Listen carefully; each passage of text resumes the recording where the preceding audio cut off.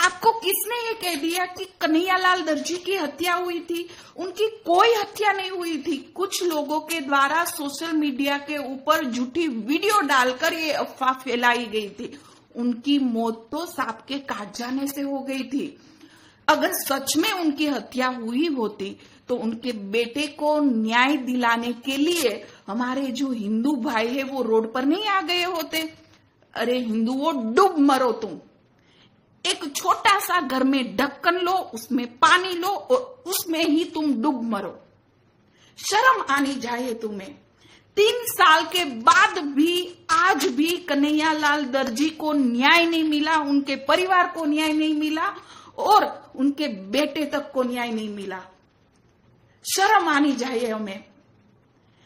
उनको मारने के पहले का वीडियो है, उनको मारने के बाद का वीडियो है और जब उनका खून हुआ, जब उनको मार रहे थे तभी का भी वीडियो है। फिर भी उनको न्याय नहीं मिला। और जब उनकी मूवी रिलीज होने वाली थी तब उनको भी रोक लगा दी, यह कहकर कि हमारे भाईचारा जो हमारे बीच है उनमें नफरत फैल जाएगी। याचिका के ऊपर याचिका डाली गई। लेकिन जब कन्हैयालाल की हत्या हुई तब एक भी मुल्ला ने नहीं कि या एक भी मुसलमान ने याचिका डालकर ये नहीं कहा कि ये गलत हुआ है, इनको न्याय मिलना चाहिए। पहलगाम हमला हुआ, एक भी मौलवी, एक भी मुल्लाना रोड पर नहीं आया, किसी ने रैली नहीं निकाली, किसी ने हाथ में पोस्टर लेकर न्याय नहीं मांगा, किसी भी मुस्लिम ने नहीं मांगा। लेकिन ईरान और इजराइल का युद्ध हो रहा था तब बहुत सारे मुसलमान भाइयों रोड पर आ गए उनके लिए, उनको यहां से समर्थन करते हैं। फिर भी हमारे हिंदू कुछ भाई है जो इनके साथ भाईचारा निभाने चले हैं। अगर इतना ही भाईचारा होता तो अफगानिस्तान से आपको क्यों भगाया, आपको पाकिस्तान से क्यों भगाया, आपको बांग्लादेश से क्यों भगाया और हमारे ही देश में आपको कश्मीर से क्यों भगाया, हमारे ही देश में आपको बंगाल से क्यों भगाया, हमारे ही देश में आपको तमिलनाडु और केरल से अभी भी क्यों भागना पड़ रहा है, ये बात मुझे बता दो आप। फिर भी आपको भाईचारा निभाना है। ये भाईचारा तब तक है जब तक आप 4 हो और वो 1 है। जहां पर आप 4 घट गए, 1 हुए और वो 4 हो गए, वहां समझो भाईचारा खत्म हो गया। और अभी कुछ लोग संविधान को बचाने के लिए चल पड़े हैं। एक गधा हाथ में संविधान लेकर निकल पड़ा है, पीछे पीछे हमारे हिंदुओं की सेना चल पड़ी है कि भाई हमें संविधान बचाना है। पहले उनको पूछ लो कि आपने कितनी बार संविधान का खंडन किया है, कितनी बार संविधान तोड़ा है, कितनी बार संविधान में लिखे हुए कानून को भी आपने बदल दिया है। कोई पूछेगा नहीं उनको, बस केवल उनको समर्थन करना है, हमें भाईचारा निभाना है। अरे यही संविधान और यही कानून, जिस दिन वो 4 और आप 1 हुए उस दिन ना तो वो संविधान आपको बचा पाएगा, ना ही कानून बचा पाएगा, ना ही ये भाईचारा आपके साथ निभाएंगे। और जिन लोगों के पीछे आप चल रहे हो ना, वही लोग, वही नेता, वही लीडर यहां से भाग जाएंगे। कोई सिंगापुर होगा, कोई ऑस्ट्रेलिया होगा, कोई अमेरिका होगा, हर जगह पर वो यहां से भाग जाएंगे क्योंकि उनके पास पैसे है, उनके पास रास्ते है, सब कुछ है और आपको यहां पर मरने के लिए वो लोग छोड़ जाएंगे। ये मेरी बात याद।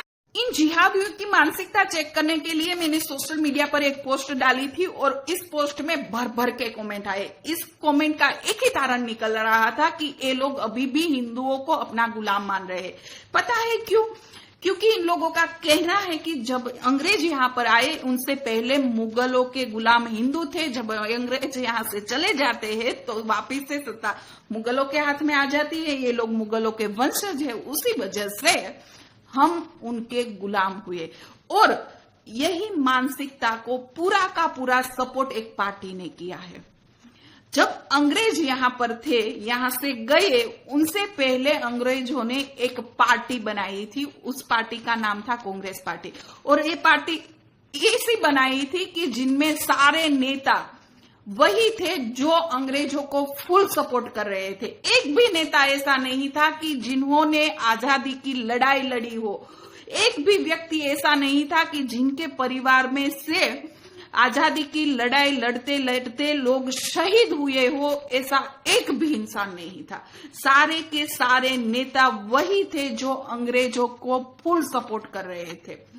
और यही लोगों ने आजादी के बाद एक भी कानूनों का नामो निशान नहीं मिटाया। जो भी अंग्रेजों ने कानून बनाए थे वही के वही कानून उन्होंने लगा दिए, और दूसरी तरफ ऐसे कानून डाले जिनकी वजह से देश की बर्बादी निश्चित थी।